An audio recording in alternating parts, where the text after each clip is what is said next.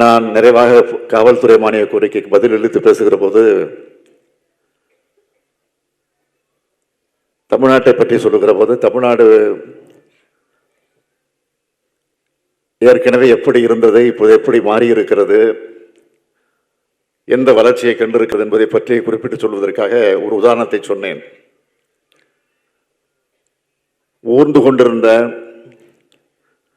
தமிழ்நாடு இன்றைக்கு கம்பீரமாக நம்முடைய ஆட்சியிலே திராவிட ஆட்சி நின்று கொண்டிருக்கிறது என்று சொன்னேன். அதற்கு எதிர்க்கட்சியினுடைய துணைத் தலைவர் உதயகுமார் அவர்கள், அதெல்லாம் நான் பேசி முடிச்சது பிறகு அதோடு விட்டுருந்தா இந்த பிரச்சனையே வந்திருக்காது, நான் பேசி அதோடு போயிருக்கோம், வெளியிலையும் வந்திருக்காது, பிரபலமாக செய்தியும் வந்திருக்காது, தானாக வந்து மாட்டிக்கொண்டார்கள். நான் பேசி முடித்ததற்கு பிறகு எழுந்து சபாநாயகரை பார்த்து, முதலமைச்சர் சிறப்பாக பேசினார், தெளிவாக பேசினார், அழகாக பேசினார், ஆனால் இடையிலே ஊர்ந்து வந்தது என்பதை மட்டும் அவைக்கு ஒரு விருது நீக்க வேண்டும் என்று சொன்னார். நான் உடனே கேட்டேன், ஊர்ந்து என்பது அவளுக்கு பிடிக்கவில்லை என்று சொன்னால் தவழ்ந்து என்று போட்டுக்கொள்ளுங்கள் என்று சொன்னேன். குழந்தைகள் தவழ்ந்து வர்றத தப்பா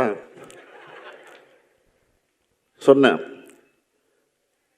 ஏற்கனவே எஸ்டிபிஐ மாநாட்டில் இதே எடப்பாடி பழனிசாமி அவர்கள் அவருடைய புகழை பற்றி பேசுகிற போது அவர் எப்படியெல்லாம் முதலமைச்சர் பதவிக்கு வந்தார் என்பதற்கு அவரே பேசியிருக்கிறார்.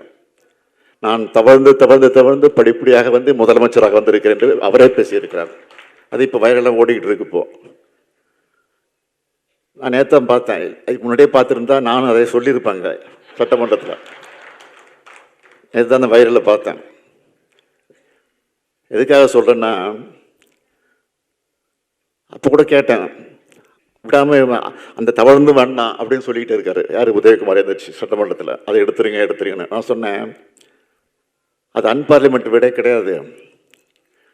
யாரையாவது குறித்து நான் பேசி இருப்பதாக நீங்கள் கருதினால் யார் என்று சொல்லுங்கள், நான் எடுத்து விடுகிறேன், அதற்கு நானே சிபாரிசு செய்கிறேன் என்று சொன்னேன்.